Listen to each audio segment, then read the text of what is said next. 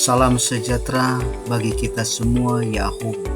Bersama saya, Syukur Emmanuel Baru, CGP Angkatan 11 Kabupaten Nias Barat, Provinsi Sumatera Utara.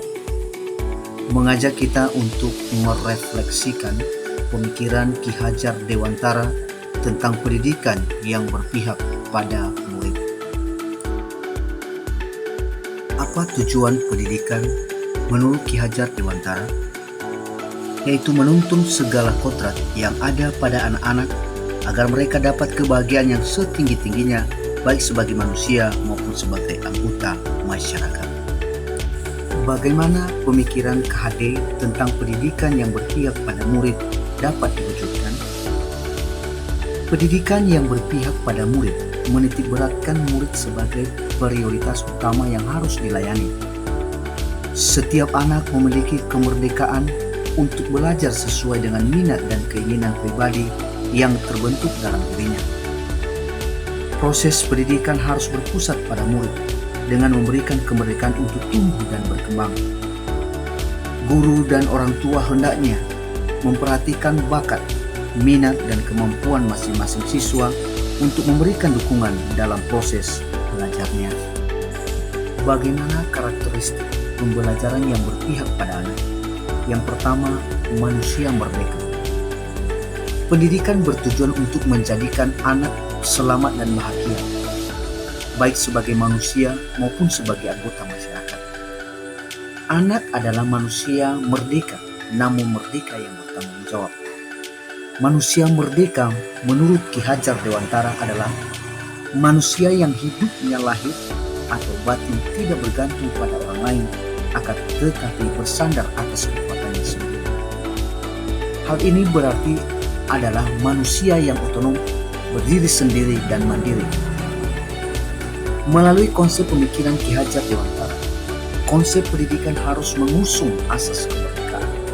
Artinya, manusia diberi kebebasan dari Tuhan Yang Maha Esa untuk mengatur kehidupannya agar tetap sejalan dengan aturan yang ada di masyarakat. Dalam proses belajarnya, anak bebas dari tekanan dan bebas menyampaikan pendapatnya. Guru tidak memaksakan anak untuk membuat karya, tetapi bentuk dan karya setiap anak disesuaikan dengan keinginan, minat, dan bakatnya. Kedua, mengembangkan bakat dan minat. Pendidikan yang berpihak pada anak, yaitu pendidikan yang memperhatikan minat, bakat, dan kemampuan masing-masing anak. Bakat adalah kemampuan bawaan dari lahir. Minat terbentuk selama proses tumbuh kembang anak. Bakat tidak selalu berhubungan dengan akademis atau kebutuhan kognitif, namun bakat bisa jadi berhubungan dengan hal-hal yang bersifat sosial seperti komunikasi dan literasi dengan baik dengan orang lain. Begitu pula dalam mengajar, guru harus mengenal karakteristik anak didiknya dengan melakukan asesmen diagnostik untuk lebih mengenal karakteristik anak dan mengembangkan bakat dan kemampuan yang dimiliki anak. Sehingga guru dengan mudah mengembangkan potensi anak didiknya berdasarkan bakat dan kemampuan masing-masing. Ketiga, kodrat anak. Pendidikan yang berpihak pada murid merupakan pendidikan yang dielaborasikan terkait kodrat alam dan kodrat zaman.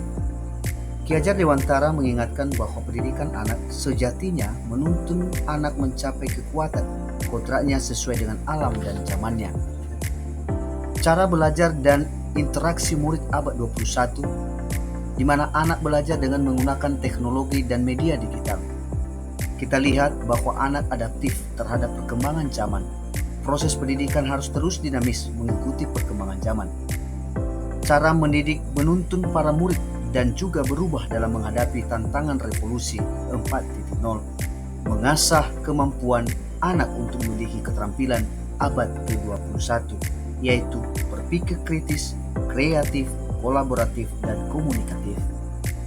Anak Indonesia tumbuh dengan kodrat alam. Dengan negara-negara barat, misalnya kodrat alam Indonesia yang memiliki pantai dan keberagaman. Setiap daerah memiliki kondisi alam yang berbeda, tentu membedakan bagaimana cara memaknai hidup. Proses pendidikan harus selalu menyesuaikan dengan kodrat alam di mana para murid tinggal dan berada, maka didiklah anak yang sesuai tempatnya. Kekuatan konsep budaya kultural juga diselaraskan dengan proses pengajaran dan pendidikan anak. Misalnya memelihara tradisi daerah seperti Maina di Nias. Keempat, semboyan Ki Hajar Dewantara, ing ngarso sang tuladan ing madya mango karsa tukundi handai ini. Di depan memberi contoh, di tengah memberi semangat, dan di belakang memberi dorongan.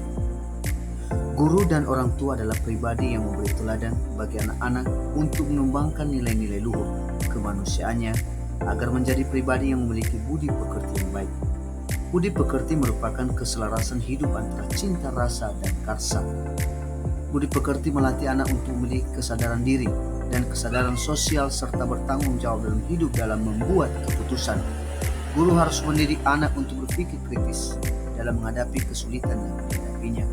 Guru dan orang tua bekerja sama membangun semangat murid untuk tidak menyerah dengan kendala-kendala dan dapat menyelesaikan masalah yang dihadapinya.